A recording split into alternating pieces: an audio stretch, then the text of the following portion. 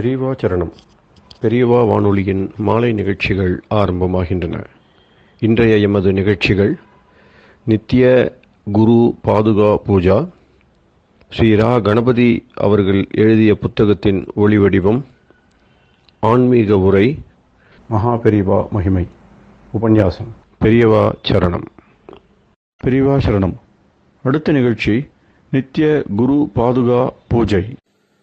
शुक्लां भरदरं विष्णुं शशिवर्णं चतुर्भुजं प्रसन्नवदनं ध्यायेत् सर्वविघ्नोपशान्तये। ममोपात्त समस्त दुरितक्षयद्वारा श्री परमेश्वर प्रीत्यर्थं गुरुप्रसाद सिद्ध्यर्थं गुरुप्रीत्यर्थं गुरुपादपूजाम् अद्य करिष्ये।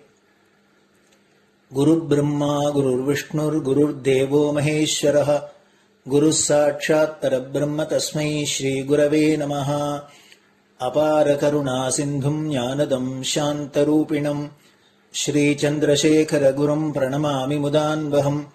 सदाशिवसमारम्भां शङ्कराचार्यमध्यमाम् अस्मदाचार्यपर्यन्तां वन्दे गुरुपरम्पराम्.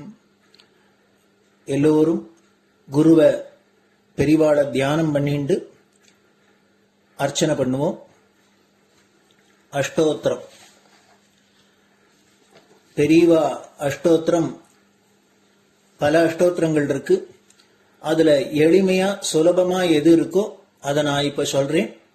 எல்லோரும் இதை கேட்டுண்டே திருப்பி சொல்ல முடிஞ்சுவா சொல்லி சொல்லி பெரிவாளுக்கு பாதத்துல ஒவ்வொரு புஷ்பத்தை அர்ச்சனை பண்ணலாம். ओम श्री कांची कामकोटि पीठाधीश्वराय नमः. श्रीमत् चंद्रशेखरेन्द्र सरस्वती गुरुभ्यो नमः. संन्यासाश्रम शिखराय नमः. काषाय दंडधारिणे नमः. सर्वपीठापहारिणे नमः. स्वामिनाथ गुरवे नमः. करुणासागराय नमः. जगदाकर्षण शक्तिमते नमः. सर्वचराचर हृदयस्थाय नमः. ओम भक्त परिपालक श्रेष्ठाय नमः. धर्म परिपालकाय नमः. श्री जयेन्द्र सरस्वत्याचार्याय नमः.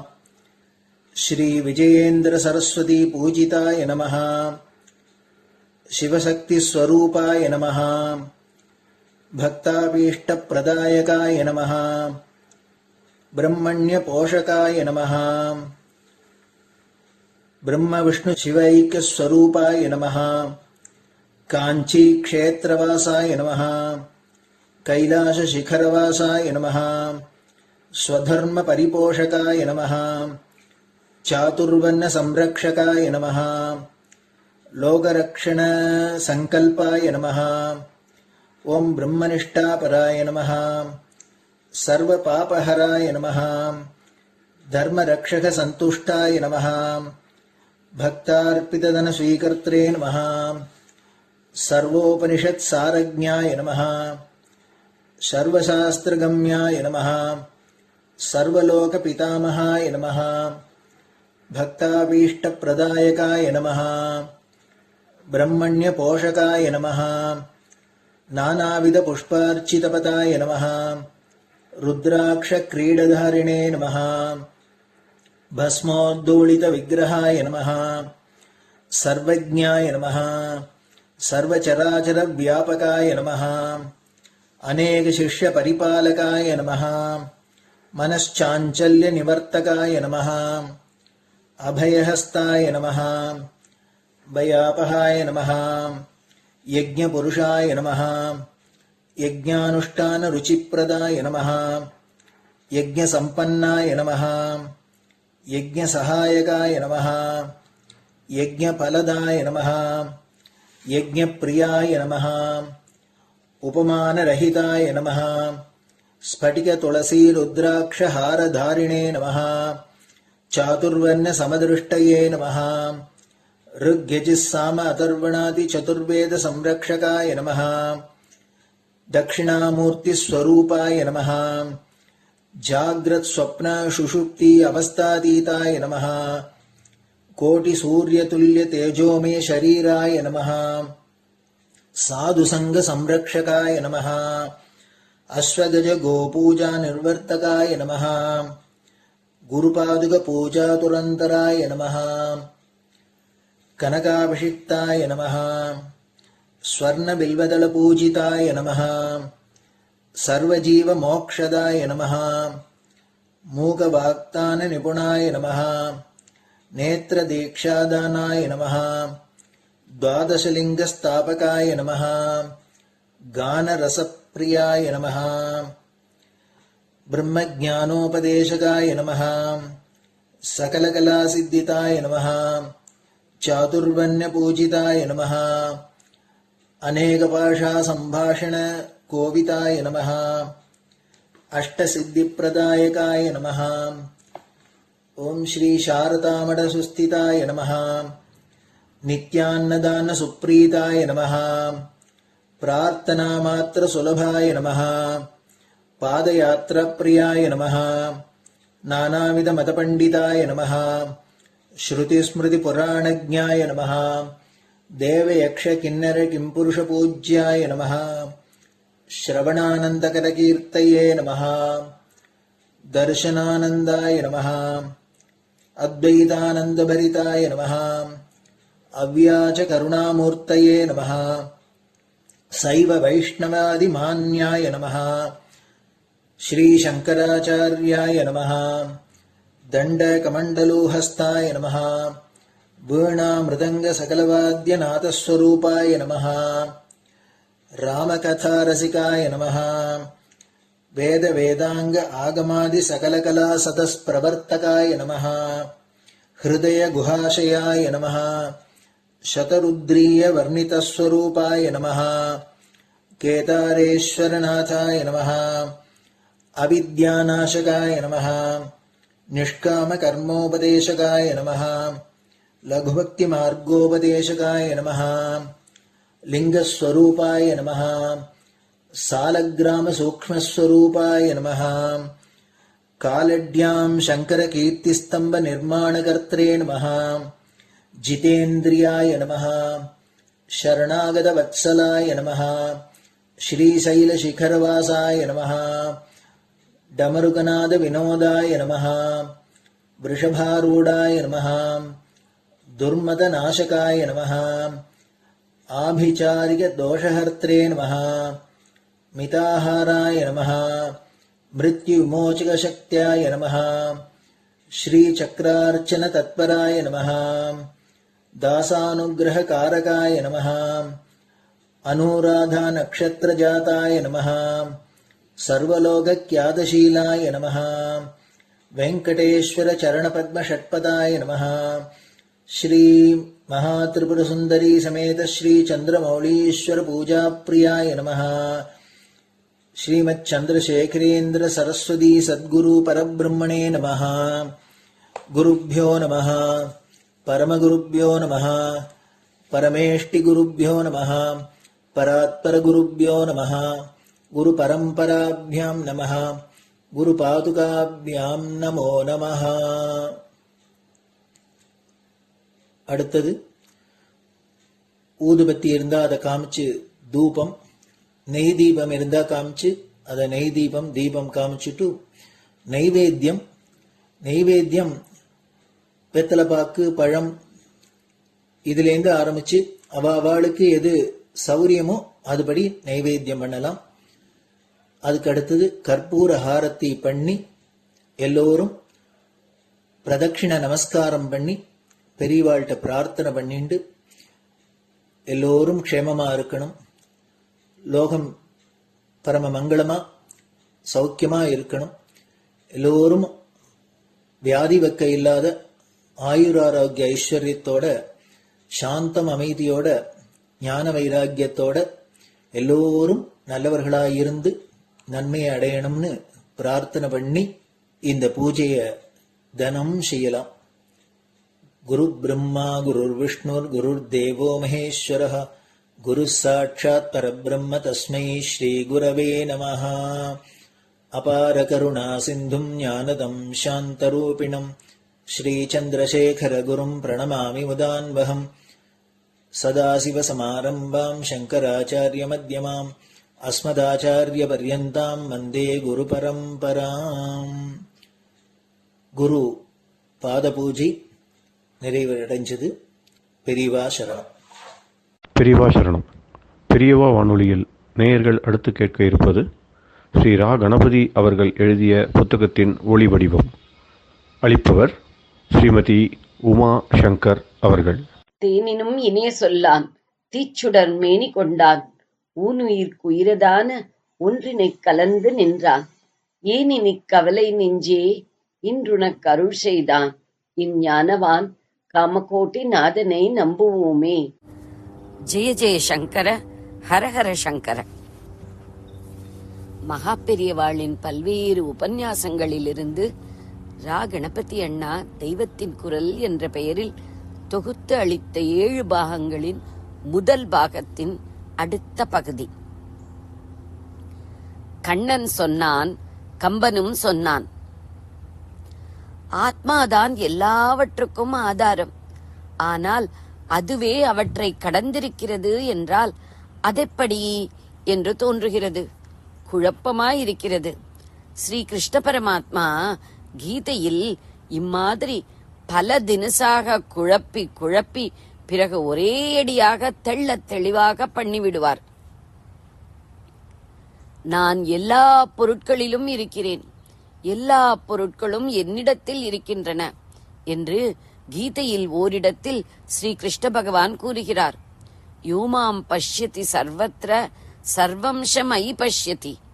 எல்லா பொருட்களும் இவரிடம் இருக்கின்றன என்றால் இவர்தான் அவற்றுக்கெல்லாம் ஆதாரமான ஆத்மா என்றாகும். ஆனால் எல்லா பொருட்களிலும் இவர் இருக்கிறார் என்றால் அவைதான் இவருக்கு ஆதாரம் என்றாகுமே. இதில் எது சரி என்ற குழப்பம் ஏற்படலாம். சுவாமி அல்லது ஆத்மாவே எல்லாவற்றுக்கும் ஆதாரம் என்பதுதான் சரி. அவர் எல்லாவற்றுள்ளும் இருக்கிறார் என்பதால் அவை இவரை தாங்குகின்றன என்று ஆகாது. இவரால் தான் அவற்றுக்கு உருவமும் உயிரும். இவர் இல்லாமல் அவை இல்லை. எனவே அவை இவருக்கு ஆதாரம் அல்ல. இவர்தான் சகலத்தையும் ஆட்டிப் படைப்பவர். இதை ஸ்ரீ கிருஷ்ணனே தெளிவாக சொல்லி இருக்கிறார். பொம்மலாட்ட பொம்மை மாதிரிதான் சகல பிராணிகளும். உள்ளே இருந்து ஈஸ்வரனே அவற்றை ஆட்டி வைத்துக் கொண்டிருக்கிறான். ஈஸ்வரகா சர்வபூதானாம் ஹிருத் தேசே அர்ஜுன திஷ்டதி பிராமயன் சர்வபூதானி யந்திராரூடானி மாயையா என்கிறார். இப்படி குழப்பத்தை தெளிவு செய்கிற பகவான் அதே கீதையில் மறுபடியும் குழப்பம் செய்கிறார். எல்லா பொருட்களிலும் நான் இருக்கிறேன், எல்லா பொருட்களும் என்னிடத்தில் உள்ளன என்று கூறுபவரே என்னிடத்தில் ஒரு பொருளும் இல்லை, நானும் ஒரு பொருளும் இல்லை என்கிறார். ந சமஸ்தானி பூதானி ந சாகம் தேஷு அவஸ்திதா. இங்கே ஆத்மா எல்லாவற்றையும் கடந்தது என்ற தத்துவம் பேசப்படுகிறது. இது என்ன குழப்புகிறாயே என்றால், நான் எல்லாருக்கும் விளங்குவதில்லை. ந அகம் பிரகாஷகா சர்வஸ்யகா. அதுதான் என் யோகமாயே, யோகமாயா சமாவிருத்தகா என்று ஒரு போடு போடுகிறார். இது என்ன உபதேசம் வேண்டி கிடக்கிறது, ஒன்றும் புரியவில்லையே என்று தோன்றுகிறதா? நன்கு ஆலோசித்து பார்த்தால் குழப்பத்துக்கு தெளிவு காணலாம். நான் ஒருவருக்கும் விளங்க மாட்டேன் என்று பகவான் சொல்லியிருந்தால், 1000 பேர் இருந்தால் 1000 பேருக்கும் விளங்க மாட்டேன் என்று அர்த்தமாகும். ஆனால் அப்படியின்றி நான் எல்லோருக்கும் விளங்க மாட்டேன் என்றால் 1000 பேரில் 999 பேருக்கும் விளங்காமல் இருந்தாலும் இருக்கலாம், ஒருவனுக்காவது விளங்குவேன் என்றுதான் பொருள். பகவான் எல்லாருக்கும் சர்வஸ்ய விளங்க மாட்டேன் என்றாரே அன்றி ஒருவருக்கும் கஷ்யாபி விளங்க மாட்டேன் என்று சொல்லவில்லை. அப்படியானால் அவரும் சிலருக்கு விளங்குகிறார் என்றாகிறது. அந்த சிலர் யார்? இவர் சொன்ன யோக மாயையால் பாதிக்கப்படாத ஞானிகள். நான் எல்லா பொருளிலும் இருக்கிறேன், ஒரு பொருளும் என்னிடம் இல்லை என்று பகவான் முரண்பாடாக பேசியது போல தோன்றுவதற்கு இத்தகைய ஞானிகளே விளக்கம் தந்து தெளிவு செய்வார்கள். தெருவிலே ஒரு பூமாலை கிடக்கிறது. அரை இருட்டு. எவனோ அந்த பக்கம் வந்தவன் அதை மிதித்துவிட்டு, ஐயோ பாம்பு பாம்பு என்று பயத்தால் கத்துகிறான். மாலையாக இருப்பதும் பாம்பாக இருப்பதும் ஒன்றேதான். இது மாலைதான் என்று தெரிந்தவுடன் அவனுக்கு பாம்பு இல்லை என்று தெரிந்து விடுகிறது. அதனால் முதலில் பாம்புக்கு ஆதாரமாக இருந்தது என்ன? மாலைதான். மாலையை பாம்பு என எண்ணுவது போல் அஞ்ஞானிகள் ஒன்றேயான பிரம்மத்தை பலவான பிரபஞ்சமாக பார்த்து மயங்குகிறார்கள். இந்த பிரபஞ்சத்துக்கு ஆதாரம் பிரம்மம்தான். இந்த பிரபஞ்சத்துக்குள் நான் இருக்கிறேன், பிரபஞ்சம் என்னிடத்தில் இருக்கிறது என்று சொன்னால் என்ன அர்த்தம்? மாலைக்குள் தான் பாம்பு இருக்கிறது, பாம்புக்குள் தான் மாலை இருக்கிறது என்பது எப்படியோ அப்படித்தான். இரண்டும் உண்மைதானே? பாம்பு என்று அலறுபவனுக்கு பாம்பு மாலையை தனக்குள் விழுங்கிவிட்டது. அவன் பார்வையில் ஆதாரமாக இருப்பது பாம்பு. அஞ்ஞானம் நீங்கி இது மாலைதான் என்று உணர்ந்து கொண்டவனுக்கு மாலை பாம்பை தன்னுள் மறைத்து விடுகிறது. மாலைதான் ஆதாரமாக தெரிகிறது. மாயையினால் மூடப்பட்டவன் பிரபஞ்சத்தை சத்தியம் என்று பார்த்தாலும் வாஸ்தவத்தில் பிரபஞ்சத்துக்கு ஆதாரமாக இருந்து தாங்குபவன் ஈஸ்வரன் தான். பிரபஞ்ச தோற்றத்தை ஞானத்தினால் விளக்கியவனுக்கு ஈஸ்வரனே எல்லாமாய் தானுமாய் தோன்றுகிறான். ஈஸ்வரனை தவிர வெறும் தோற்றமாக கூட பிரபஞ்சம் என்று எதுவுமே ஞானியின் நிர்விகல்ப சமாதியில் தெரியாது. பிரபஞ்சம் என்றே ஒன்று இல்லாத போது அது ஈஸ்வரனிடத்தில் இருப்பதாகவோ அல்லது ஈஸ்வரன் அதனுள் இருப்பதாகவோ சொல்வதும் அபத்தம் தானே. அஞ்ஞான தசையில் உடம்பு, பிராணன்,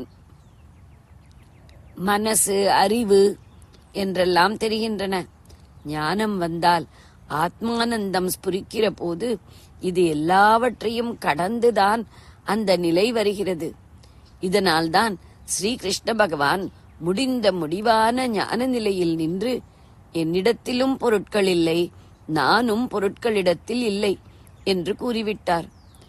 எவனோ அஞ்ஞானி மாலையை பாம்பாக நினைத்தான் என்பதால் உண்மையிலேயே ஒரு பாம்பு மாலைக்குள் இருந்ததாகவோ அல்லது பாம்புக்குள் மாலை இருந்ததாகவோ சொல்லலாமா?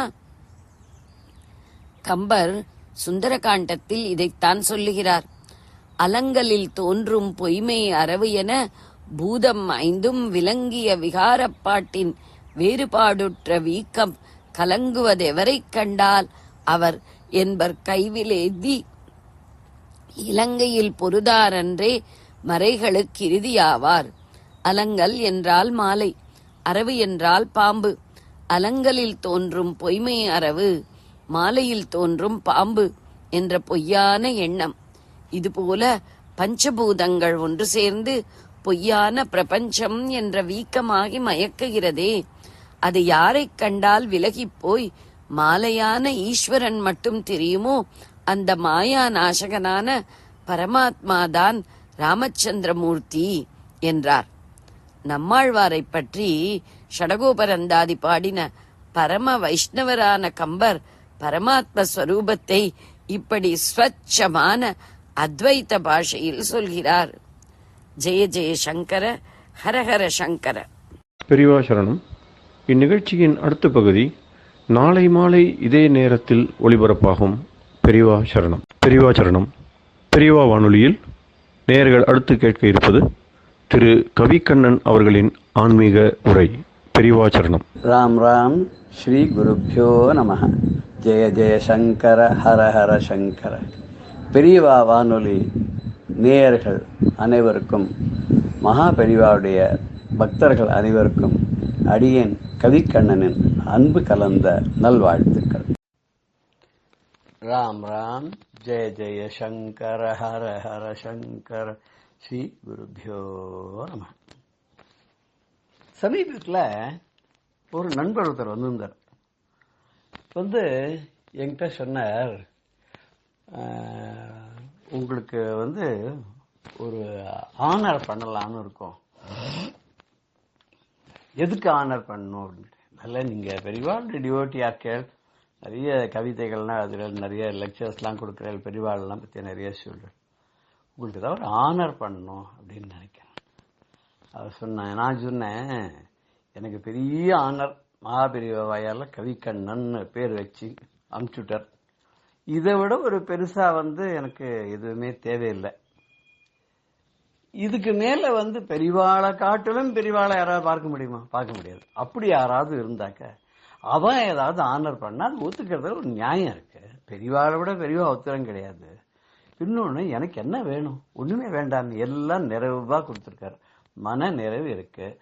நமக்கு தேவையானது உடுக்க உடை, உண்ண உணவு, உறைவிடம், ஒரு நல்ல ஒரு நாளை பத்தி கவலைப்படாத இருக்கக்கூடிய ஒரு சூழ்நிலை, நம்ம ஏன்னு கேட்கறதுக்கு இஷ்டமித்திர பந்துக்கள், இதை விட வேற என்ன வேணும்?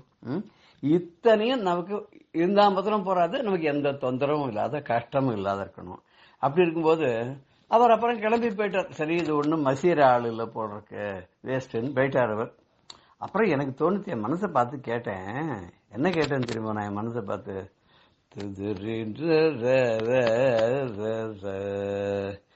என்ன வேண்டும் உனக்கே மனமே, என்ன வேண்டும் உனக்கே மனமே, என்ன வேண்டும் உனக்கே மனமே, இன்னல் களைந்திடும் குருநாதன் இருக்க என்ன வேண்டும் உனக்கே மனமே, இன்னல் களைந்திடும் குருநாதன் இருக்க என்ன வேண்டும் உனக்கே மனமே.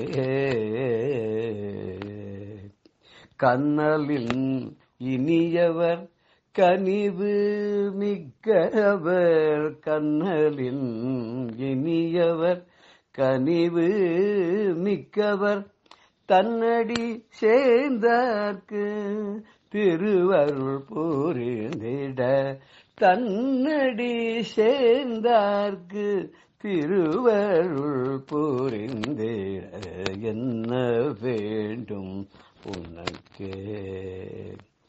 கண்ணலினியவர் கனிவு மிக்கவர், தன்னடி சேர்ந்தாக்கு திருவருள் புரிந்திட என்ன வேண்டும் உனக்கே மனமே. அவரடி தொழுவார்க்கு அல்லல்கள் இல்லை, அவரருள் கெட்டிட குறை ஏதுமில்லை, அவர் சொல் கேட்டிட ஆனந்தமாமே, அவரது பார்வை ஞானம் தருமே, அவர் கரம் காட்டிட அகிலம் செழிக்குமே, அவரது நிழலில் அபயம் சேருமே, அவரே சந்திர சேகர குருவாம், அவரே சந்திர சேகர குருவாம், அவரே காஞ்சிமா முனிவர் அறிவாய், அவரே காஞ்சிமா முனிவர் அறிவாய் என்ன வேண்டும் உனக்கே மனமே. இன்னல்கள் களைந்திடும் குருநாதம் இருக்க என்ன வேண்டும் உனக்கே மனமே, என் மனமே மனமே. நீங்களே சொல்லுங்களேன், என்ன வேணும் நமக்கு? அவரை தொடர்பாளுக்கு எந்த குறையும் இல்லை, கவலை கிடையாது, எப்பவும் ஆனந்தம், ஞானம் வந்து சேரும், உலகம் உய்யும், மோட்ச சாம்ராஜ்யம் கிட்டும், அபயம் கிடைக்கும். இப்படி நமக்கு துணையா இருந்து நமக்கு அருள் பாலிக்கக்கூடிய மகாபெரிவா இருக்கும்போது நமக்கு வேற என்ன வேணும் இல்லையா? எதுவுமே வேண்டாம். சில சமயம் சில பேருக்கு அவருடைய அனுகிரகமானது எதிர்பாராத கூட கிடைக்கும். ஏன்னா அவளுக்கு ஒரு பிராப்தம் இருக்கிறதால தான். அப்படிதான் ஒருத்தர் மகாபெரிவாட்டியும் பக்தர், அதே மாதிரி ராகவேந்திர சுவாமியாட்டியும் பக்தர், என்ன மாதிரி வச்சுங்களேன், ரெண்டு கண்ணு மாதிரி. அவ ஒரு சமயம் மந்திராலயம் போகணும் அப்படின்னு சொல்லிட்டு சென்னையில இருந்து ரயில் ஏறி கிளம்பி போயிட்டா. போனவா என்ன ஆச்சுன்னா, எங்க இறங்கணுமோ அந்த ஸ்டேஷனை தவற விட்டுட்டா தூங்குறதுனால. அப்புறம் திடீர்னு முழிச்சுட்டா தூக்க கலக்கத்துல ஏதோ ஒரு ஸ்டேஷன்ல இறங்கிட்டா. இறங்கிட்டு அப்படியே அங்கங்க சுத்திக்கிட்டு பார்த்தா ஏதோ தெலுங்கெல்லாம் பேசிட்டு இருந்தா போல் இருக்கு. இறங்கின அப்புறம் ஒருத்தர் கேட்டார், இது என்ன ஸ்டேஷன்? இது குண்டூர் அப்படின்னு. அவர் எங்கேயோ ராய்ச்சூர்லயோ இல்லைன்னா மந்தராயர் ரோட்லயே இறங்கிருக்கணும். குண்டூர்ல வந்து குண்டூர்ல அது குண்டக்கல் நினைக்கிறேன், குண்டக்கல்ல இறங்கிட்டார். அடாடாடாடா, தவறி போய் எங்கேயோ இறங்கிட்டோமே, என்னடா பண்றது அப்படின்னு நினைச்சுட்டு போய் சுத்தி முத்தி பார்த்தா அதே ரயில்ல இறங்கினா ஒரு 5-6 பேர் வந்திருந்தா தமிழ்நாட்டுல இருந்து. இவர் திணறிண்டு அங்கேயும் இங்கேயும் பார்த்துன்னு முழிச்சுட்டு இருக்கிற பத்தினா அவன் நேர கிட்ட வந்து, என்ன போய் எங்க போறதுக்காக வந்து என்ன சமாச்சாரம் இங்க இருக்காளேன்னு கேட்ட உடனே இவர் வந்து அப்பாடான்னு ஒரு பெருமூச்சு விட்டு, ராயர் நமக்கு அனுகிரகம் பண்ணிருக்காரு ஒருத்தர் அனுப்பிச்சு ஹெல்ப் பண்றதுக்கு அப்படின்ட்டு, நான் இந்த மாதிரி மந்திராலயம் போகணும்னு வந்தேன், எனக்கு வந்து தூங்கி போயிட்டேன், தூக்க கலக்கத்துல நான் வந்து இந்த குண்டக்கல்ல வந்து இறங்கிவிட்டேன், என்ன பண்றதுன்னு எனக்கு தெரியலன்னு.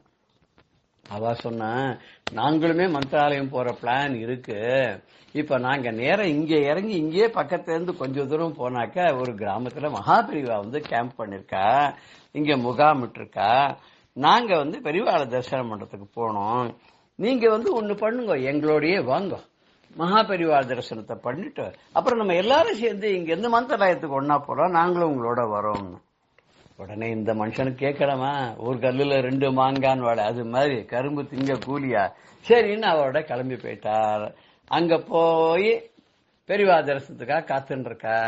இவாளோட டேர்ன் வந்த உடனே அந்த மந்திராலயம் போறதா இருந்தார், அவரை அழைச்சிண்டு பெரியவாளை பார்க்கறதுக்கு வந்து வார்க்காள். அவளும் பெரியவா கிட்ட போனா, பெரியவா கிட்ட போன முதல்ல அவளுக்கு பேசி பிரசாதம் கொடுத்து அவளை எல்லாம் விசாரிச்சுட்டு அப்ப கேக்குறா, இந்த கூடுவத்தர் வந்திருக்காரு, அவருக்கு முதல்ல இங்க வர பிரமேயம் இல்லையே, அவர் வேற எங்கேயோன்னா போறதா இருந்தார், மந்திராலயம் போறதா இருந்தார் போல் இருக்கு இல்லையோ, அவர் இப்படி இங்க வந்தார் அப்படின்னு பெரியவா கேட்ட உடனே அப்புறம் இவர் சொன்னாரா, அந்த மாதிரி நான் தூங்கி போயிட்டேன், தூங்கி போன உடனே இடத்த தவற விட்டுட்டேன், அடுத்த 2 ஸ்டேஷன் தள்ளிதான் இறங்க முடியாது, அப்ப இவாளை சந்திச்சேன், இவா வந்து பெரியவா தரிசனம் பண்ணி மந்திராலயத்துக்கு வரதா இருந்தா, நான் மந்திராலயம் தரிசனம் பண்ணி பெரியவாளை பாக்கிறதா எனக்கு பிராப்தம், அவ என்ன அழைச்சு இன்னைக்கு வந்தா, இன்னைக்கு பெரியவா தரிசனம் கிடைச்சது எனக்கு, எனக்கு ஒரே பயணத்துல வந்து பெரியவா தரிசனமும் எனக்கு கிடைக்கிறது, அடுத்தது உங்களுடைய அனுகிரகத்துல எனக்கு ராயருடைய தரிசனமும் கிடைக்க போறது அப்படின்னா, அப்ப பெரியவா அவ 2 பேரும் தள்ளி அனுப்பிச்சுட்டு நீ மாத்திரம் கொஞ்சம் நில்லு அப்படின்னார. யாரு? அந்த மந்திராலயத்துக்கு போறாரு. நிக்க வச்சுட்டு என்ன கேட்டாராம், உங்க அம்மா கொஞ்சம் வருஷத்துக்கு முன்னாடி கிணத்துல விழுந்து பிராண தியாகம் பண்ணிட்டாலோ, இவருக்கு தூக்கி வாய்ப்புட்டுது, அது எப்படி நம்ம அம்மா கிணத்துல வந்து பிராணனை விட்டது இவருக்கு எப்படி தெரியும்? பாரு, அந்த அம்மா இன்னும் சாந்தி அடையல மனசு, அந்த ஆத்மா. நீ என்ன பண்றன்னாக்க, நீ மந்திராலயம் எல்லாம் போயிட்டு வா, போயிட்டு வந்தப்புறம் காசி கயாக்கு போயிட்டு கயால போய் அம்மாவுக்கு சாதம் பண்ணிட்டு வா, அத பண்ணிட்டு வந்தாதான் உங்க அம்மாவுடைய ஆத்மா சாந்தி ஆகும். அதனால நீ என்ன பண்ற, இங்க இருந்து இப்ப இவாளோட சேர்ந்து நீ மந்திராலயம் போற, மந்திராலயத்துக்குன்னு வந்த, நீ மந்திராலயத்துக்கு போயிட்டு அந்த மகானுடைய இதுல அதிஷ்டானத்துல தரிசனம் பண்ணி எல்லாம் முடிச்சுட்டு அதுக்கப்புறம் நீ ஊருக்கு போய் வீட்டுல உன்னுடைய சம்சாரத்தெல்லாம் அழைச்சிட்டு கயா காசிக்கெல்லாம் போய் அங்கேயும் போய் உங்க அம்மா ஆத்மா சாந்தி அடையறதுக்காக பிண்டம்லாம் கொடுத்துட்டு அங்க கயா சார்த்தம்லாம் பண்ணிட்டு வந்தேன்னா ஆத்மா சாந்தி அடையும்.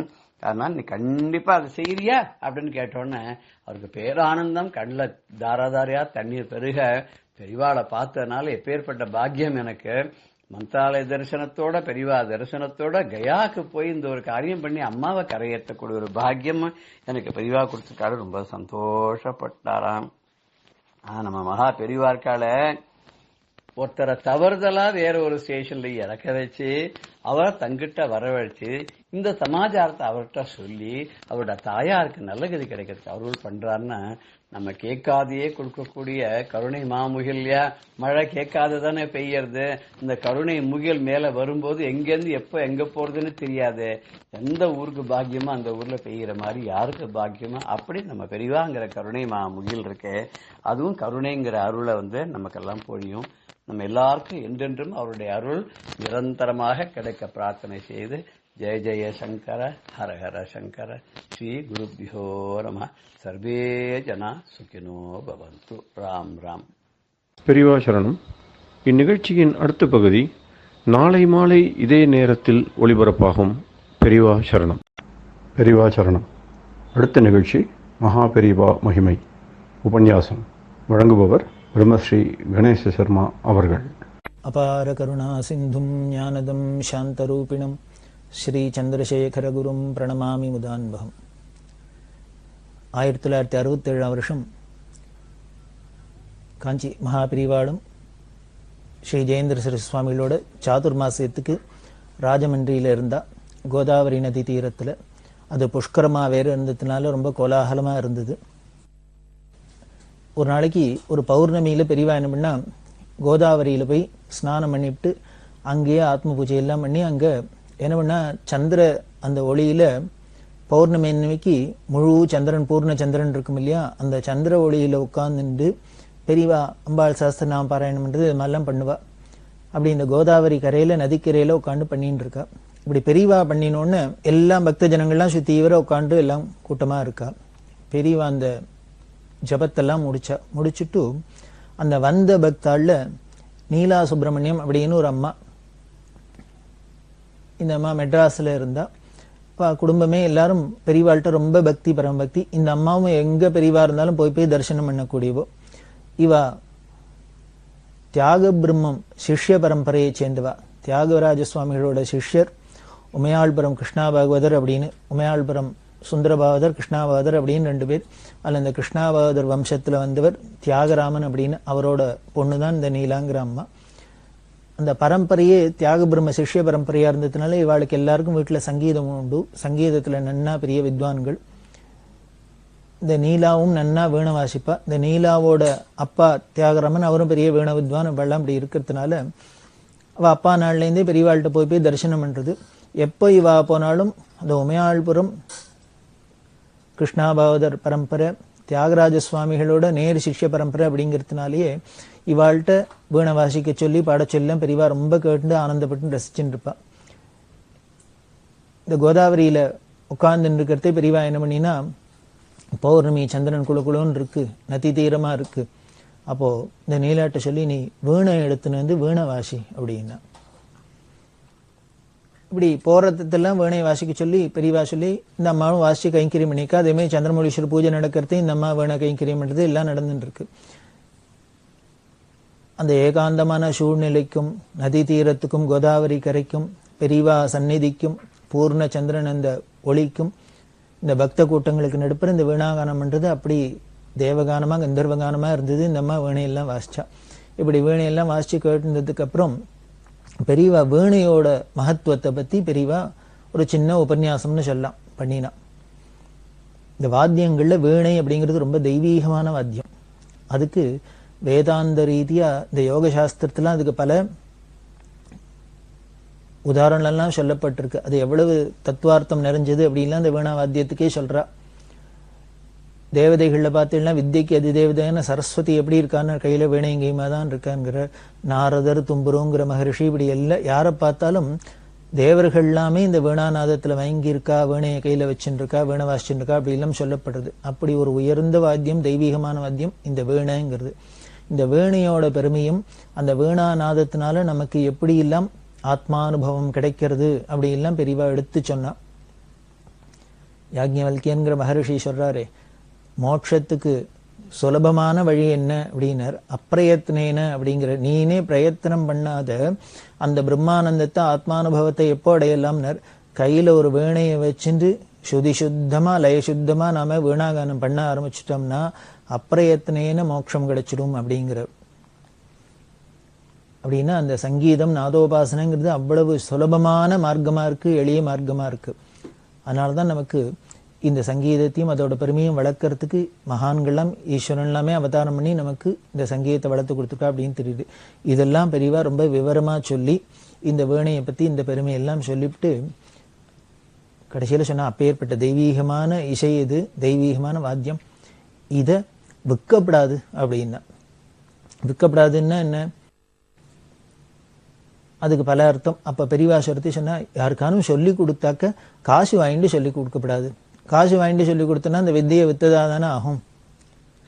நமக்கு சாஸ்திரங்கள்ல எப்படி சொல்லிக்கணும், எந்த ஒரு வித்தியா இருந்தாலும் நாம அவளுக்கு கொடுக்கலாம். கொடுத்ததுக்கு அப்புறம் கடைசியில அவளாவே ஏதாவது குருதட்சிணை கொடுப்பாளே வழிய நாம இனிமே மாசம் மாசம் இந்த காலத்து மாதிரி ஃபீஸ் வாங்கிட்டு கொடுக்கறது, வித்தியை சொல்லி கொடுக்கறது அப்படிங்கறதுலாம் நமக்கு சாஸ்திரத்துல அது மாதிரி பழக்கமே இல்லை. நமது தேசத்துல முன்னெல்லாமும் அப்படியும் இல்லை. அதனால இந்த வீணையை விற்கக்கூடாது அப்படி எல்லாம் சொல்லிட்டு பெரியவா முடிச்சுட்டா. சின்ன பெரியவா எழுந்து போயிட்டா, மடத்துக்கு வந்துட்டா. இதை கேட்டு அந்த நீலாவுக்கு ரொம்ப மனசு வருத்தமா இருந்தது. ஏன்னா இந்த அம்மா வீணை டியூஷன் சொல்லி கொடுக்கறா, அதுல வரத்துல ஜீவனம் வருமானம் வச்சுட்டு இருக்கா. என்னது பெரியவா அப்படி திடீர்னு விற்கப்படாது, வித்தா தோஷம்ட்டு போயிட்டாளே அப்படின்ட்டு இந்த அம்மாவுக்கு அழுக வந்துடுத்து, பயம் வந்துடுத்து. நாம இப்படி பண்ணிட்டு இருக்குமே என்ன பண்றதுன்னு. ஆனா இந்த அம்மா வீணை டியூஷன் சொல்லி கொடுக்கறது, அதுக்கு அவ ஏதோ சம்பாவனை பண்றது எல்லாமும் பெரியவாளோட உத்தரவு பேர்ல தான் பண்ணியிருக்கா.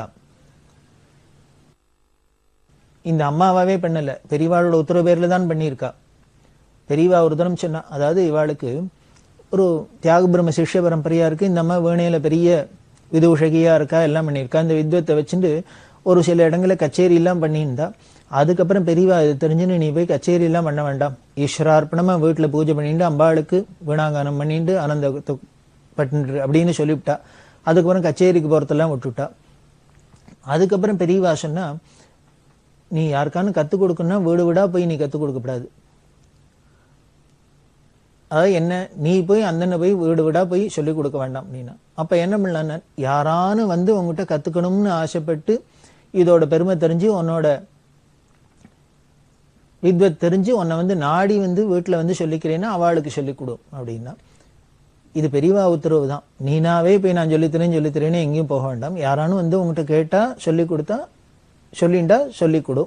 அதுக்கு அவ ஏதானும் கொடுத்தாள்னா, ஃபீஸ் கொடுத்தாள்னா வாங்கிக்கோ. நீனாவே இத்த கொடு அத்த கொடுன்னு ஸ்ட்ரிக்டா கேட்கப்படாது. அவளாவே ஏதானும் சம்பாவனை பண்ணினா வாங்கிக்கோ அப்படின்னு தான் சொல்லியிருக்கா. இது இப்ப இந்த நீலா அம்மாக்கு இது மாதிரிலாம் சந்தேகம் வந்துடுத்து. பெரியவா இன்னைக்கு திடீர்னு காசுக்கு வைக்கப்படாது, பணம் கொடுத்தா வாங்கிட்டு வேணா வாசிக்கப்படாது, சொல்லித்தரப்படாதுன்னு சொல்றா. ஆனா பெரியவா தான் நமக்கு முன்ன உத்தரவு பண்ணியிருக்கா. நீ வெளியில போய் சொல்லித்தரோண்டா, யாரானும் வந்தா வீட்டுக்கு வந்தா சொல்லிக் கொடு, ஃபீஸ் வாங்கிக்கோன்னு சொல்லியிருக்கா. இப்படி ஆயிடுத்து. இப்ப பெரியவா அப்படி சொல்றாளே, நம்ம வாங்கிட்டது இத்தனை நாள் வாங்கிட்டது சரியா தப்பா அப்படின்னு ஒரே கவலையா பிடித்து துக்கமா பிடித்து அழுக வந்துடுத்து. ராமுழுக்களும் தூக்கம் இல்லை. வெடிகாரத்தாலே எந்திட்டு பெரியவா தங்கி இருக்கிற அந்த மடத்துல சந்திரமௌலீஸ்வரர் பூஜை கிட்ட கட்டில போனா அங்க மேலூர் மாமா அப்படின்னு பூஜை கிட்ட பாத்துக்கிற. வேற ஒத்துருமே இல்லை, இன்னும் பெரியவாளே வரல. ராமுழுக்களும் தூக்கம் இல்லாதனால சீக்கிரமே காலங்காரத்தால வெடிகாரத்தால போயிட்டா. உடனே வேலூர் மாமா பார்த்துட்டு சொன்னார், ஏக்கு வெறுமனை நிற்கிற, காலங்காரத்தால இருக்கு, அம்பாளுக்கு சந்திரமௌலீஸ்வருக்கு வீணையை எடுத்து வாசிய அப்படின்னு. சரி அவர் சொல்றாரே அப்படிங்கிறதுனால வீணையை எடுத்துன்னு வாசிக்க ஆரம்பிச்சா. இந்த அம்மாக்கு மனசு ரொம்ப தாபமா இருக்கு, துக்கமா இருக்கு, வருத்தமா இருக்கு இல்லையா, பெரியவா ராத்திரி இப்படி சொல்லிட்டாளேன்னு அந்த சிரமத்திலேயே வாசிக்கிறா. பெரியவா எந்த பக்கம் வருவா எந்த பக்கம் வருவா ஒருத்தருக்கும் ஒன்றும் தெரியல. இந்த அம்மா பாட்டுக்கு வாசிச்சு நிற்கிறதே பார்த்தா திடீர்னு எய்தாப்புல பெரியவா வந்து நின்னுட்டா. கூட்டங்கள் இல்லாம பெரியவா எந்த பக்கமா வரப்போறா அப்படின்னு அங்க எல்லாம் ரெடியா நின்று இருக்கு. பெரியவா இந்த பக்கமா இந்த வீணை வாசிச்சுக்கிற இடத்துல இங்கே வந்துட்டா. பெரியவா அப்படிதான் எப்பொழுதுமே, எந்த பக்கத்துல வெளியில வருவா எந்த பக்கத்துல உள்ள போவா ஒருத்தராலையும் ஒண்ணுமே ப்ரிடிக்ட் பண்ண முடியாது. ஒரு கதவு கிட்ட பார்த்தா ஒரே கூட்டமா இருக்கும், பாட்டிக்கு பின்பக்கமா ஏதானு வருவா, பின்பக்கம் வரலைன்னுச்சுன்னா முன்பக்கமா வருவா. இது ரொம்ப சர்வ சகஜமா நடக்கும். எனக்கு தெரிஞ்ச ராஜப்பா அப்படின்னு என்னோட உத்தியோகத்துல இருந்தவர். அவர் ரெட் ஹில்ஸ்ல இருந்தார். அவர் குழந்தைகளாம் பெரியவா ரெட் ஹில்ஸ் கிட்ட பெரியவா கேம்ப்ல வரா, சோழவரத்துல கேம்ப்ல இருந்தா. ஒரு பெரிய மண்டபத்துல தங்கி பூஜை நடக்க போறது. உள்ளுக்குள்ள கார்த்தால ஒரு நாளைக்கு குழந்தைகள் அழிச்சுன்னு இந்த ராஜப்பா தன்னோட சின்ன கை குழந்தைகள்லாம் அழிச்சுன்னு பொண்ணு பிள்ளை எல்லாம் அழிச்சுன்னு பெரியவா தரிசனத்துக்கு போகலாம் அப்படின்னு போனா, காலங்கார்த்தால போனா ஒரே கூட்டம் ரொம்பி வழியறது. இவ அந்த மண்டபத்து உள்ளுக்குள்ளேயே நுழைய முடியல, வாசலே நிற்கிறாப்புல அளவுக்கு கூட்டம் வந்துடுத்து. இவர் பார்த்தார், உள்ளுக்குள்ளே ஏதோ மேடையில பெரியவா பூஜை பண்ண போறா, இத்தனை கூட்டம் ரொம்ப வெளியேறுது, நம்ம பெரியவாளை கிட்டக்கெல்லாம் இங்கே தரிசனம் பண்ண போறோம், நம்மளால இப்போ முடியாது, இங்கேருந்தே கன்னத்துல போட்டுக்க வேண்டியதான் அப்படின்லாம் நினைச்சுன்னு இந்த குழந்தைகளை வேற அழிச்சுன்னு வந்திருக்கோம் அப்படின்னு நின்றுட்டே இருக்கிறதே வாசல்ல பார்த்தா திடீர்னு பின்பக்கமா எல்லாரும் நறுங்க நறுங்க வழி விடுங்க வழி விடுங்க வழி விடுங்க அப்படிங்கிற பார்த்தா பெரியவா இங்கே ஸ்நானம் பண்ணிவிட்டு வாசலேந்து வாச வழியால உள்ளுக்குள்ள போறா பூஜை கட்டுக்கு. இவர் வாசல்ல வெளியில நின்னதுனால அப்படி பெரியவா உள்ளுக்குள்ள போறதையும் முதல்ல இவருக்கு தரிசனம் கொடுத்துட்டு கிட்டக்க பக்கத்துல. இதுதான் பெரியவாளோட லீலை. நம்ம அவர் கிடைக்கவே மாட்டார், எங்கேயோ இருக்கிற தூரத்துல இருக்க எட்டி இருக்க நமக்கு கிட்டக்க பார்க்க முடியாது அப்படின்னா உடனே நம்ம கிட்டக்க வந்துடுவார், தரிசனம் கிடைச்சிடும். சரி இவர் நம்ம எப்ப நினைச்சாலும் தரிசனம் பண்ணிடலாம் அப்படின்னு நினைச்சுட்டு போனோம்னா பார்க்கவே முடியாது. இன்னொரு பக்தர் ஐஏஎஸ் ஆபீசரா இருந்தார்.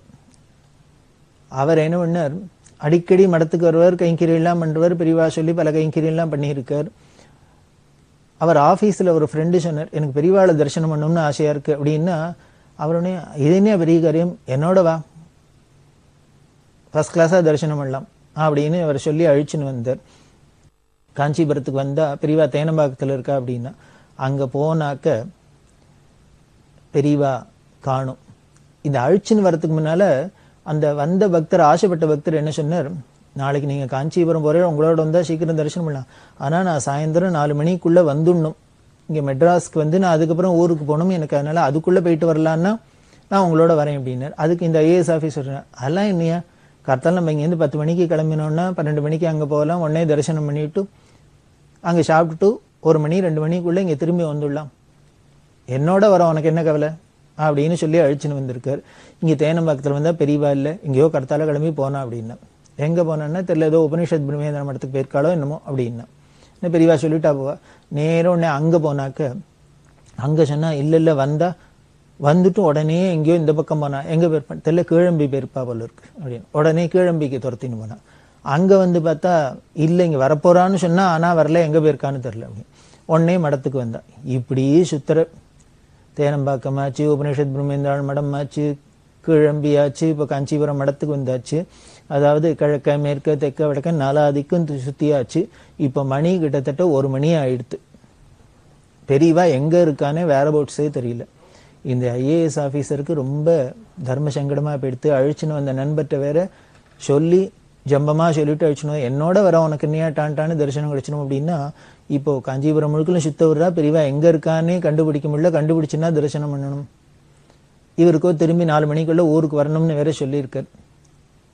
இதுக்கப்புறம் இனிமே எங்க இருக்கான்னு கண்டுபிடிச்சு பெரியவாளை தரிசனம் பண்ணிட்டு ஊருக்கு போறதுக்கு நேரம் ஆயிடும் அப்படின்னு இவாளுக்கு தோணித்து. என்ன பண்ணுன்னு தெரியல, சரி தரிசனம் இல்லைன்னா திரும்பி போயிடலாம் அப்படின்னு நினைச்சுட்டு இருக்கிறதே இவா என்ன பண்ணினா, பஸ் ஸ்டாண்டுக்கு வரலாம் அப்படின்னு வந்து அப்படி வர வழியில பார்த்தா குமரக்கோட்டம்ங்கிற இடத்துலேருந்து பெரியவா இறங்கி வந்துட்டு இருக்கா.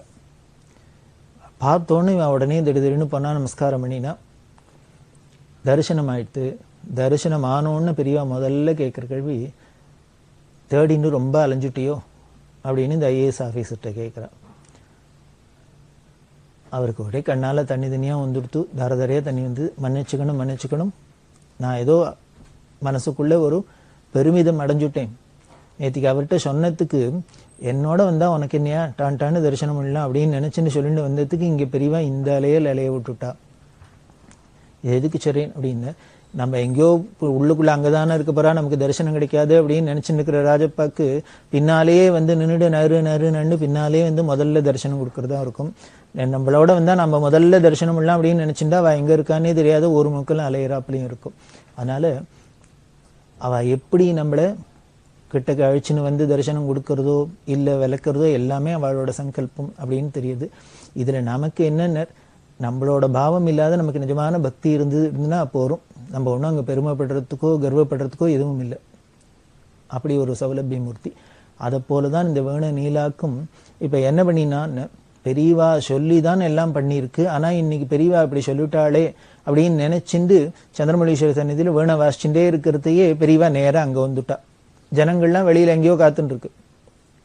வந்தா பெரியவாளை பார்த்தோன்னே இந்த அம்மாக்கு சடக்குன்னு தூக்கி ஆறி போட்டது, வேணையை நிறுத்தினா எந்திட்டு வந்தனம் பண்ணினா. இந்த அம்மாக்கு பெரியவா அப்படி சொல்லிட்டான்னு மனசுல வருத்தமா இருக்கு, தாபமா இருக்கு, ராத்திரியில அழுதுருக்கா இல்லையா, அது முகத்தை காமிச்சு கொடுக்கறது, அகத்தழு முகத்துல. பெரியவா என்ன வருத்தமா இருக்க, என்ன ஆச்சு உனக்கு, என்ன கஷ்டம் அப்படின்னு இந்த அம்மா சொன்னா. நேற்றுக்கு பெரியவா அது மாதிரி ராத்திரி கோதாவரி கரையில சொல்றதே வீணை வாசிச்சோன்னு இப்படி சொன்னா, வீணை வைக்கப்படாதுன்னு சொன்னா, காசுக்கு சொல்லி கொடுக்கப்படாதுன்னு சொன்னா. ஆனா எனக்கோ ஜீவனத்துக்கு அப்படிதான் இருந்தது, பண்ணின்னு இருக்கேன், எனக்கு அது தப்பா தோஷமானு தெரியல, கவலையா இருக்கு அப்படின்னு அழுத.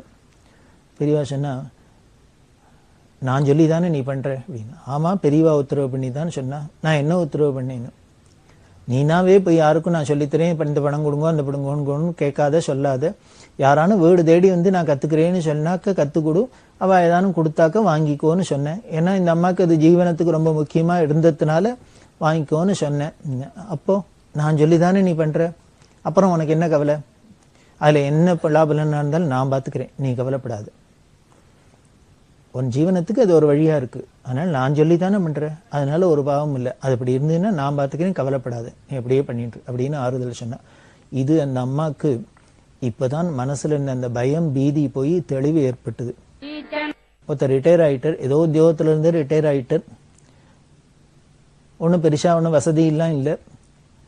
பெரியவாள்கிட்ட வந்து அழுத, நான் இத்தனை நாள் உத்தியோகத்துக்கு போயிட்டேன், அப்படி உத்தியோகத்துக்கு போயும் ஒன்றும் பெருசா காசு பணம் எல்லாம் சேர்ந்துள்ள, ஜீவனத்துக்கும் ஒன்றும் பெருசா சேரல, எனக்கு இகத்துக்கும் இல்லை பரத்துக்கும் இல்லாத இருக்கு அப்படின்னு. அதாவது இங்க இருக்கிறதுக்கு ஏதாவது சௌரியமா காசு பணம் இருக்கான்னா அதுவும் இல்லை. சரி இப்படி உத்தியோகம்னுக்கு இதுக்கே அலையாத, காசு பணத்துக்கு அலையாத, ஏதானும் சத்சங்கத்துக்கு அலைஞ்சு தர்ம காரியங்கள் பண்ணி நல்லது பண்ணி பரத்துக்கான ஏதானும் புண்ணியம் சேர்த்துட்டேன்னா அதுக்கும் இல்லை. ஆஃபீஸ் உத்தியோகத்துல இருக்கிறதே இதுக்கு நல்லதுக்கெல்லாம் டைம் இல்லாத போயிடுத்து. இப்படி நல்லது பண்றதுக்கு டைம் இல்லாத இருந்து இந்த ஜீவனம் பொழப்ப பார்த்தும் அதுலயும் நிறைய காசு பணம் குமிஞ்சுதானா அதுவும் இல்லை. அதைத்தான் வருத்தப்பட்டு இவர் சொன்னார், இகத்துக்கும் இல்லை பரத்துக்கும் இல்லைன்னு ஒன்னுத்துக்கும் இல்லாத போயிடுத்து, நான் எப்படி கடத்தேற போறேன்னு தெரியல, பெரியவாதான் கதி அனுகிரகம் பண்ணணும்னு. பெரிய உடனே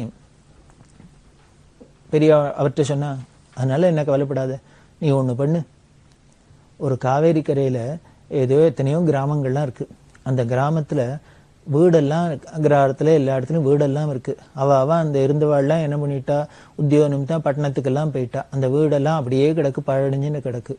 நீ இது மாதிரி ஏதானும் காவேரி தீரத்துல இருக்கிற ஒரு இடத்துல போய் யாரானும் அந்த வீட்டுக்காராள்கிட்ட கேளு, நீ அங்க போய் இருந்து அதை பெருக்கி தொடச்சு ஒரு விளக்கேத்தி வச்சு வீட்டை பாத்துக்கிறேன்னாலே அவ ஃப்ரீயாவே கொடுப்பா. ஏன்னா அவ ஒண்ணுமில்லாத பூட்டி போட்டு வச்சுக்கிறதுக்கு யாரானும் அதை புழங்கிருந்தா அது ஒரு நல்லது தானே. அப்படி இருக்கிறவளை பார்த்து இது மாதிரி ஒரு வீடு பார்த்து அங்க போயிட்டு பக்கத்துல காவேரியில ஸ்நானம் பண்ணு, நிச்சயம் எல்லா கிராமத்திலையும் கோவில் இருக்கும், சிவன் கோவில் இருக்கும், பெருமாள் கோவில் இருக்கும், எல்லாமே இருக்கும். நீ காவேரி கரையில போய் ஸ்நானத்தை பண்ணிவிட்டு நன்னா சஹஸ்ராவர்த்தி காயத்ரியை பண்ணு, கார்த்தால ஒரு கோவிலுக்கு போ, சாயந்தரம் ஒரு கோவிலுக்கு போ, இப்படி 2 கோவில்ல போய் தரிசனம் பண்ணு. அங்க போய் உனக்கு தெரிஞ்சது ஏதோ பாராயணம் பண்ணு, சஹஸ்ரநாமம் வசநாமம் என்ன தோன்றதோ உனக்கு பாராயணம் பண்ணு. இப்படி ஏதானும் ஒரு பகவன் நாமா வச்சொல்லு, ஒண்ணும் இல்லையா ராம ராமா கிருஷ்ண கிருஷ்ணா சிவ சிவான ஜபம் பண்ணிட்டு இருக்கலாமே. அப்படி பண்ணி கோவில்ல போய் தரிசனம் பண்றது, அந்த கோவில்ல ஏதானும் கைங்கரியம் பண்றது, அப்படி வச்சுக்கோ. உனக்கு ஜீவனத்துக்கு என்ன பண்ணு, அதுல கிராமத்துல போஸ்ட் ஆபீஸ் இருக்கும், அந்த போஸ்ட் ஆபீஸ்ல போய் உட்கார்ந்துக்கோ. கார்த்தால உன்னோட அனுஷ்டானங்கள்லாம் முடிச்சுன்னு கோவிலுக்கு போயிட்டு இந்த போஸ்ட் ஆபீஸுக்கு போ. போஸ்ட் ஆபீஸ்ல அந்த கிராமத்து ஜனங்கள்லாம் எழுத படிக்க தெரியாத ஜனங்கள், அவ வந்தாள்னா ஏதாவது லெட்டர் போடணும், மணி ஆர்டர் அனுப்பணும், தந்தி கொடுக்கணும், அது மாதிரி ஏதானும் சொன்னாக்க அவளுக்கு ஏதானும் நீ கைங்கரியம் பண்ணு, ஏதோ எழுதி கொடுக்கறது அது மாதிரி ஏதானும் பண்ணிக்கோ. பண்ணிட்டு அவ ஏதானும் கொடுக்கறத நீனாவே ஒன்றும் கேட்காத, அவளையே ஏதானும் கொடுத்தாள்னா வாங்கிக்கோ. கிராமத்துல இருக்க என்ன ஏதோ ஒரு கொஞ்சம் அரிசி இருந்தா போறோம், ஒரு சாத்தை வடிச்சா போறோம், ஒரு மோரு பால் தயிர் இருந்தா போறோம், வச்சுன்னு ஏதோ இருக்கிறது பக்கத்துல கொல்லையில ஏதோ கரிகா இருக்கும், காய் இருக்கும், கீரை இருக்கும், இதை வச்சுன்னு ஓட்டிடலாம். எல்லாரும் ரிஷிகள் எல்லாமே மூதாதைகள்லாம் அப்படித்தான் இருந்திருக்கா. கிராமத்துலாம் இருந்தா இருக்கிறத வச்சுன்னு தான் அவ காலக்ஷேபம் பண்ணியிருக்கா. நீ இப்படி எளிமையா இருக்க கத்துக்கோ. இருந்தீன்னா உனக்கு மனசுக்கும் ஒரு திருப்தியா இருக்கும், சந்தோஷமா இருக்கும், சாந்தமா இருக்கும், ஆரோக்கியமா இருக்கும். அப்படி இருந்தீங்கன்னா இகத்துக்கும் ஆச்சு பரத்துக்கும் ஆச்சு, ரெண்டுத்துக்கும் வழியாகிடும். நீ இனிமே ஒண்ணும் இல்லைன்னு இனிமே டவுன்ல உட்காந்துன்னு கொடுத்தனம் பண்ணோம்னா இதுக்கு இனிமே தோட்டத்துக்கெல்லாம் காசு கொடுத்து வாங்கிட்டு உனக்கு அதுக்கு என்ன பண்றதுன்னு தெரியாதெல்லாம் தவிக்கணும். அதனால இதெல்லாம் வேண்டவே வேண்டாம், இப்படி போய் கிராமாந்தரத்துல இருந்துன்னு உட்காந்துரு அப்படின்னா. அவர் அங்க போனார், அப்படியே தான் இருந்தார். இருந்து அவர் சத்கதி அடைஞ்சார். பெரியவா என்ன பண்ணுவா, அப்போ சொன்னா, நீ இனிமேல் திருப்பி திருப்பி இங்கே வந்து என்ன தரிசனம் பண்ணணும் பார்க்கணும்னு ஆசைப்பட்டுன்னு வர வேண்டாம். ஏன்னா அதுக்கு இவருக்கு பஸ்ஸு ட்ரெயினுக்கு காசு இருக்காதே. அவர் அங்கே வரத்தை வச்சுன்னா இனிமேல் ஜீவனம் பண்ணிக்க போகிறார். அதனால் வர வேண்டாம், வந்து பார்க்க வேண்டாம், இருக்கிற இடத்துலயே என்ன நினச்சிக்கோ, நீ இந்த காரியத்தை பண்ணிட்டு இப்படியே உன் ஜென்மா கடை தேறிடும்பா அப்படின்னு அவருக்கு சொல்லி அனுப்பிச்சா. ரொம்ப எளிமையாக கடை தேறதுக்கு வழி சொல்லி அனுப்பிச்சிட்டா. அவரும் அப்படியே போய் இருந்தார். அந்த ஊர்லேருந்து அந்த பக்கத்துலேருந்து யாரானு வந்தால் பெரியவா கட்டாயம் அவரை பற்றி கேட்பா. அந்த ஊரில் இந்த ஆள் இருக்காரா, அவர் இருக்காரா, எப்படி இருக்காரு அப்படின்னு. அவளும் இருக்கார் அப்படின்லாம் பார்த்தவாள்லாம் சொல்லிட்டு இருப்பா. அதே மாதிரி பல வருஷங்கள் கழிச்சு யாரோ அந்த ஊர்லேருந்து வர அவள்கிட்ட கேட்டா பெரியவா, உங்கள் ஊரில் அது மாதிரி ஒருத்தர் அவர் இருக்காரு அப்படின்னு. இல்லை அவர் காலமாயிட்டார் அப்படின்னு. இப்போதான் ஆறுது, ஒரு மாதம் இருக்கும், அவர் காலமாயிட்டார் அப்படின்னு. அவர் என்ன பண்ணினார், செத்து போயிட்டார் அப்படின்னு. உடனே பெரியவா, செத்து போகல, சிவலோகம் போயிட்டான்னு சொல்லும் அப்படின்னு. வார்த்தையில் செத்து போயிட்டார் காலமாயிட்டார் அப்படிங்கிறதுக்கும் சிவலோகம் போயிட்டார் பரமபதம் அடைஞ்சார் அப்படிங்கிறதுக்கும் எவ்வளோ பெரிய வித்தியாசம் இருக்குது. நமக்கு எல்லாம் இந்த மங்கள வழக்கு அப்படின்னு எவ்வளவு அழகாக நமக்கு முன்னோர்கள்லாம் வார்த்தையெல்லாம் அமைச்சு கொடுத்துருக்கா. அதனால பெரியவா சொல்றா, அவன் செத்து போகல, செத்து போயிட்டான்னு சாதாரணமாக ஒன்றும் இல்லாத இருந்து வழி இல்லாத நிர்கதியாக போயிட்டான்னு அர்த்தம், பேர்ன் போயிட்டான்னு அர்த்தம். இவர் குரு உபதேசத்துக்குன்னா அப்படி வாழ்க்கை அமைச்சுன்னு இருக்கார். ரிட்டையர் ஆனதுக்கு அப்புறம் பெரியவா சொன்னபடி கேட்டு போய் கிராமாந்தரத்தில் உட்காந்து நித்தியம் அனுஷ்டானமும் ஸ்நானம் ஜபதபம் அப்படின்லாம் இருந்திருக்காரு. அதனால சிவலோகம் போயிட்டாரான், சிவலோகம் போயிட்டான்னு சொல்லும், சிவபதம் அடைஞ்சுட்டான்னு சொல்லும் அப்படின்னு பெரியவா சொல்றா. அப்படின்னா இவா சொன்னத்தை, குரு சொன்னத்தை கேட்டா நமக்கு நிச்சயம் என்ன கதி கிடைக்கணுமோ அது கிடைச்சிடும் அப்படிங்கிறது அந்த குருவே நமக்கு கன்ஃபார்ம் பண்றார் அப்படிங்கிறது இந்த நிகழ்ச்சி மூலியமா தெரியுது. இது போலதான் இன்னொருத்தர், ஒரு சிவாச்சாரியார் குருக்கள், அவ ஒரு கிராமத்தை சேர்ந்தவா. அந்த இவர் குருக்களோட புள்ள, அந்த ஊர்ல அவ அப்பா இருக்கார், கோவில்ல பெரிய சிவன் கோவில் இருக்கு, அங்க பூஜை பண்ணிருக்கு. இந்த புள்ள என்ன சிவாச்சாரியர் என்ன பண்ணார், இளம் வயசு இல்லையா, அதனால பட்டணத்துக்கு வந்து அங்க ஒரு கோவில், அந்த கோவில்ல பூஜை பண்ணிட்டு இருந்தாக்க இன்னும் கொஞ்சம் காசு பணம் எல்லாம் வருமே அப்படின்னு இங்க வந்துட்டார். அங்க வந்தார். அதே போலயே அவருக்கு நிறைய வீடு வாசல் காரு அப்படிங்கிற அளவுக்கு சௌக்கியம்லாம் சேர்ந்தது. கிடுகிடுன்னு முன்னுக்கு வந்துட்டார். அப்படி வந்திருக்கிறது திடீர்னு என்ன ஆயிடுத்து, அந்த கோவில் நிர்வாகத்தில் இருந்தவருக்கும் இந்த சிவாச்சாரியருக்கும் தகராறு வந்துடுத்து, கருத்து வேறுபாடு வந்துடுத்து. கருத்து வேறுபாடு வந்ததுனால அந்த நிர்வாக அதிகாரி என்ன பண்ணி இன்னொரு குருக்களை கொண்டு இவருக்கு போட்டியா வச்சுட்டார். அப்படி போட்டி வச்சா இந்த தகராறு முத்தினோன்னு இந்த குருக்களுக்கு சிவாச்சாரியருக்கு என்ன பண்ணு தெரியல, வேலையை விட்டுட்டார். ரிசைன் பண்ண முடியுமா எடுத்து, வேலையும் விட முடியுமா எடுத்து. அதுக்கப்புறம் ஜீவனத்துக்கு கொஞ்சம் கஷ்டம்லாம் பட்டு வந்த திடீர்னு எப்படி காரு வீடுன்னு வந்ததோ எல்லாம் கிடுகிடுன்னு போயிடுத்து. பெரியவாள்கிட்ட வந்து எழுத என்ன பண்றதுன்னு தெரியல, நான் இப்ப என்ன பண்றது அப்படின்னு. உடனே பெரியவா, ஒன்றும் பண்ண வேண்டாம், நேர கிராமத்துக்கு போ, அப்பா அந்த கோவிலில் பூஜை பண்ணிட்டு இருக்கார், பெரிய க்ஷேத்திரமூர்த்தி, உங்கூர் சுவாமியை தேவாரம் எத்தனை பேர் பாடியிருக்கா தெரியுமா, 3 தேவாரம் பாடின ஸ்தலம், அந்த சுவாமியோட பெருமையெல்லாம் சொல்லி இப்போ ஏற்பட்ட மகிமை உள்ள சுவாமியை விட்டுட்டு நீ எங்கேயோ காசிவனத்துக்காக நகரத்துக்கு வந்த, இப்போ சுவாமி உனக்கு அனுகிரகம் பண்ணிட்டார், உன்னை விடுறதுக்கு அவருக்கு மனசு வரல, அதனால தான் உனக்கு இப்படி ஒரு கஷ்டத்தை கொடுத்துருக்காரு. அதனால ஒரு கவலையும் விடாத, நேர கிராமத்துக்கு போ, கோவிலில் பூஜை பண்ணு, க்ஷேமமா இருப்பப்பா அப்படின்னு. அதே மாதிரியே ஒரு பெரியவாக்கு எடுத்துன்னு போனார். போனா அப்பாவுக்கு ஒரே சந்தோஷம், புள்ள திரும்பி வந்துட்டாருன்னு ஸ்ரத்தையா பூஜை பண்ணியிருந்தார். அதில் ஆச்சரியம் என்னன்னா, ஏதோ அந்த கோவிலோட பெருமையை பற்றி இந்த பத்திரிகை எல்லாம் வந்து எல்லாம் ஆச்சு, இது மாதிரி ஸ்தலம் அப்படிலாம் தெரிஞ்சிடணுன்னு கூட்டம் நிறையா வர ஆரம்பிச்சுடுத்து. கூட்டமும் வர ஆரம்பிச்சுது. உடனே அந்த ஊர்க்காரெல்லாம் சேர்ந்து இந்த கோவிலுக்கு பெருசாக கும்பாபிஷேகம்னா எல்லாம் பண்ணி இந்த ஊர் கோவில் ரொம்ப பிரபலமாயிடுத்து. கூட்டம் யாத்திரிகள்லாம் வர ஆரம்பிச்சுட்டா. இந்த இவருக்கு இந்த கிராமத்து கோவில்லையே வருமானம் நிறையா வர ஆரம்பிச்சுடுத்து. வந்து பழையபடி சௌக்கியமாக ஆயிட்டார். அவர் அப்புறம் பின்னால் வந்து பெரியவாள்கிட்ட சொன்னார், சிவகடாட்சம் பெரியவா கடாட்சம் எனக்கு பரிபூர்ணமாக இருக்கு, எல்லாம் எனக்கு சௌரியமாயிடுத்துன்னு. அதுக்கு சொன்னா பெரியவா உடனே அது சிவகடாட்சம்னு சொல்லு அப்படின்னு. சிவகடாட்சமாக இருந்தானே குரு கடாட்சமாக இருந்தானே ரெண்டும் ஒரே கடாட்சம் தானே, அப்படி பரிபூர்ணமாக இருந்தது இந்த பக்தருக்கு. இது எதுக்கு சொல்றேன்னா, பெரியவாசரத்தை கேட்டு நம்ம பண்ணினோம்னா நமக்கு அந்த அனுகிரகம் பூர்ணமாக இருக்குன்னு தெரியுது. அப்படி இருக்கிற அந்த நீலாக்கும் பெரியவா அனுகிரகம் பண்ணினா ஜீவனத்துக்கு இன்னும் என்ன தொடர்ந்து நடக்கிறதுன்னு பார்க்க. பெரியவா சரணம். இந்நிகழ்ச்சியின் அடுத்த பகுதி நாளை மாலை இதே நேரத்தில் ஒளிபரப்பாகும். பெரியவா சரணம். பெரியவா சரணம். அடுத்த நிகழ்ச்சி திருவாசக இன்னிசை.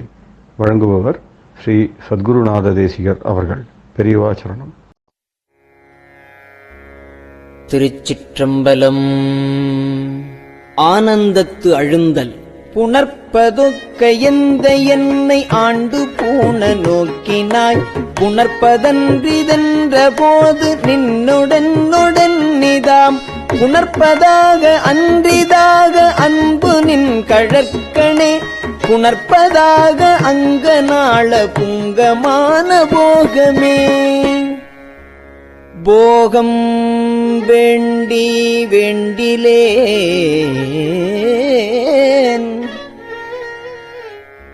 புரந்தராதி இன்பமும்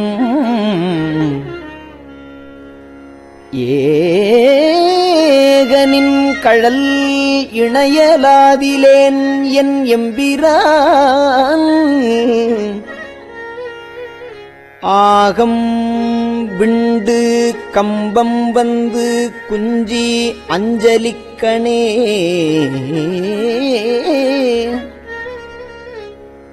ஆக என் கை கண்கள் தாரை ஆரதாக ஐயனே.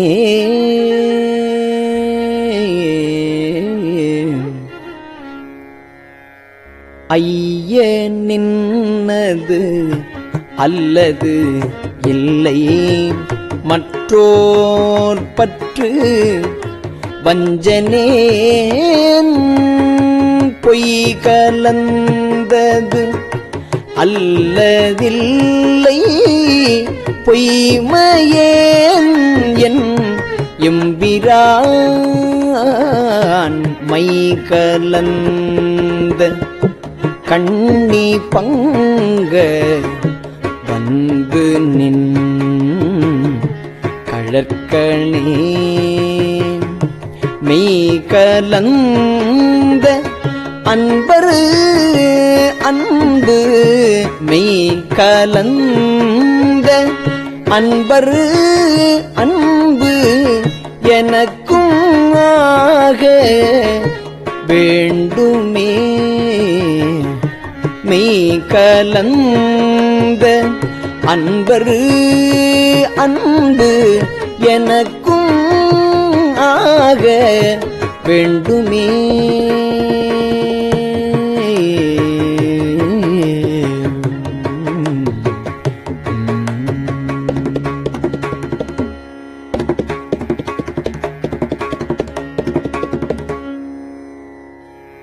வேண்டும் நின் கடல்கள் அன்பு, வேண்டும்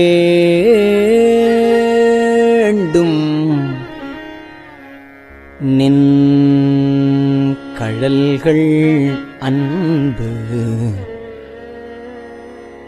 பொய்மை தீர்த்து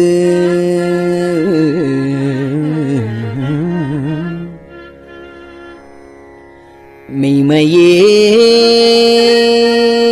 வேண்டும் நின்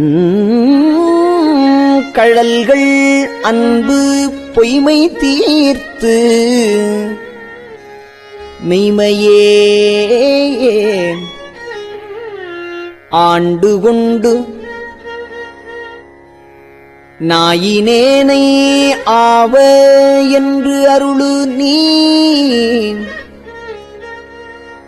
பூண்டு கொண்டு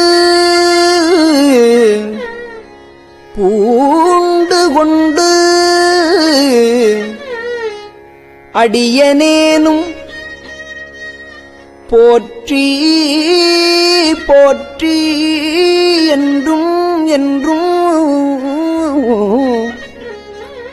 மாண்டு மாண்டு வந்து வந்து மன்ன நின் வணங்கவே.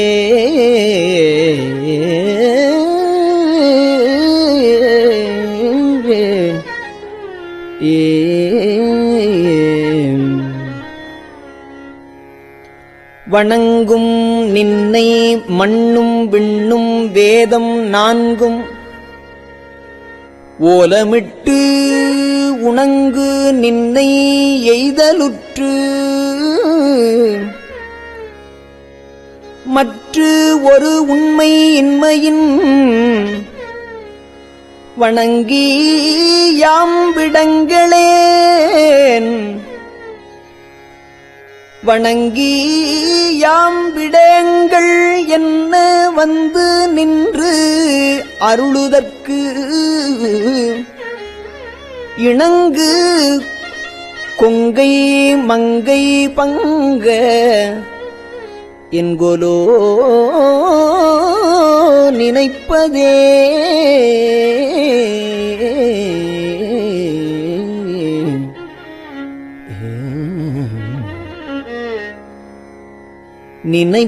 நினைப்பதாக சிந்தை செல்லும் எல்லையே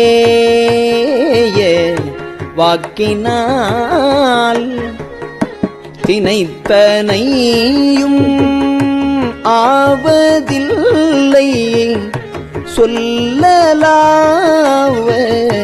கேட்பவே அனைத்து உலகுமாய நின்னை ஐம்புலன்கள் காண்கிலா எனைத்தது எப்புறத்து எந்தை பாதம் எய்தவே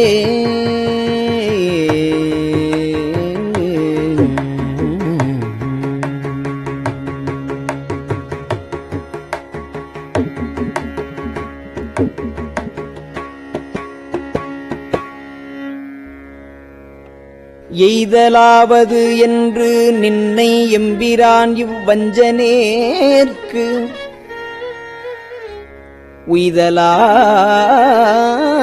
உய்தலாவது உண்கண் அன்றி மற்றோரு உண்மை இன்மையின் பைதலாவது என்று பாதுகாத்து இறங்கு பாவியேற்கு ஈதலாது நின்கண் ஒன்றும் வண்ணமில்லை ஈசனே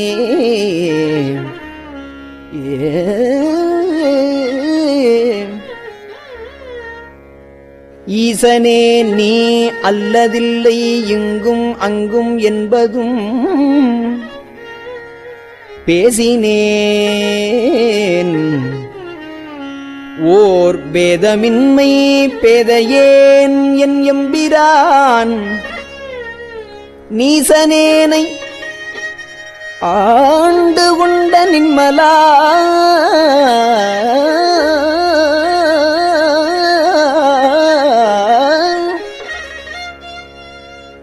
ஓர் நின்னலால் தேசனே ஓர் தேவர் உண்மை சிந்தியாது சிந்தையே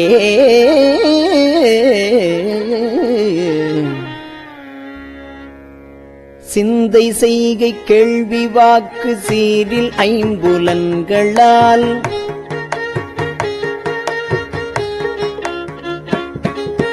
முந்தையான காலம் நின்னை எய்திடாத மூர்க்கனேன்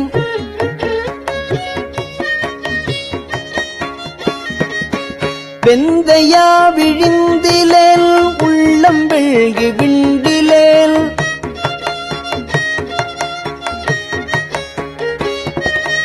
எந்தையாய நின்னை இன்னம் எய்தலுற்றிருப்பனே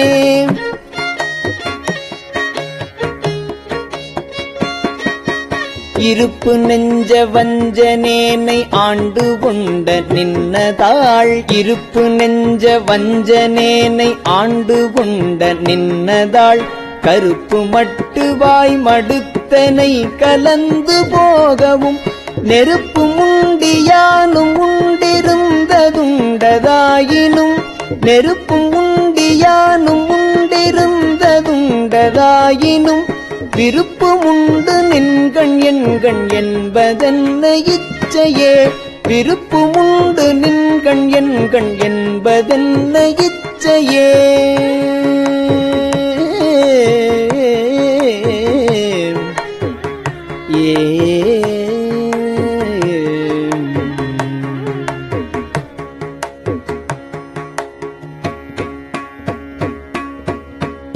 திருச்சிற்றம்பலம்.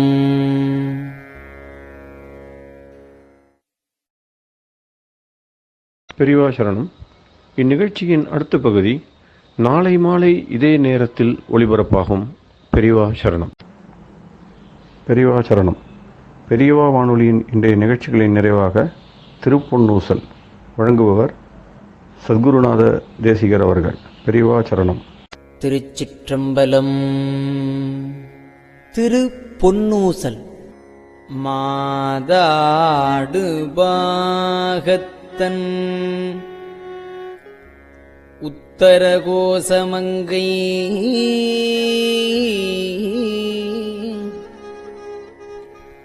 தாதாடு குன்றை சடையான் அடியாருள்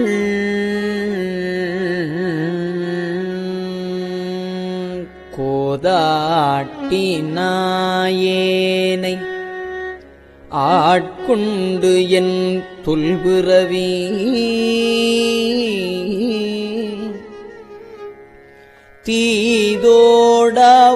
தீதோடவண்ணம் திகழ பிறப்பறுப்பான் காதாடு குண்டலங்கள் பாடி கசிந்து அன்பான்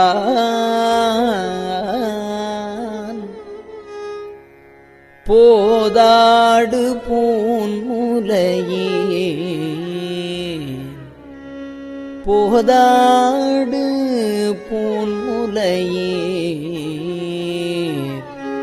பொன்னூசல் ஆடாமோ.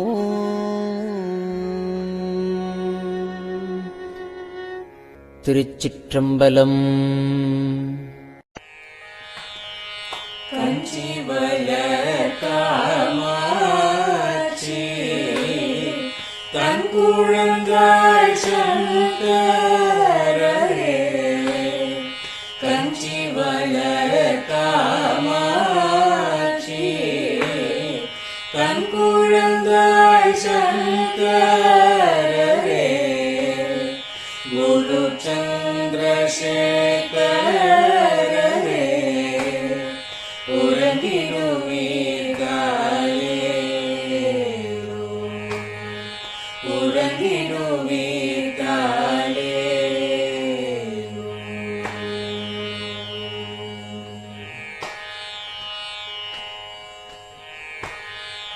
ஆதிகுரு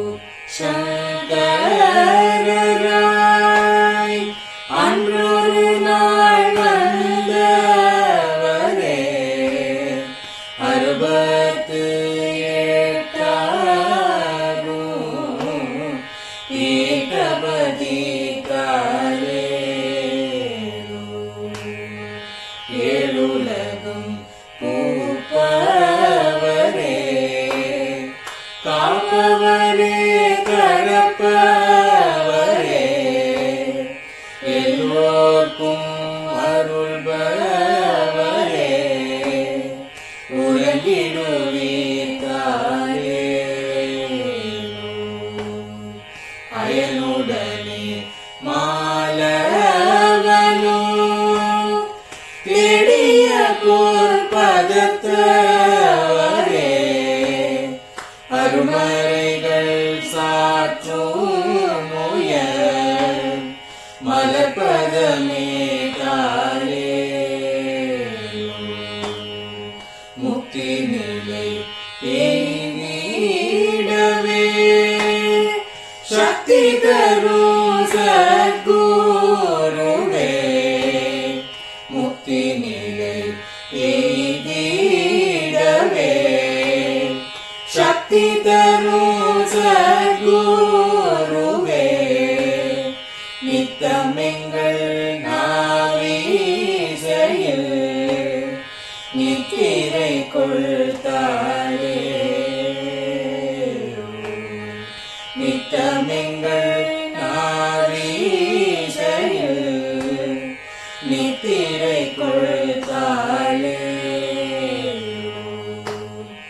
நித்தமெங்கள் நாவீசையில் நித்திரை கொள்ளாரே.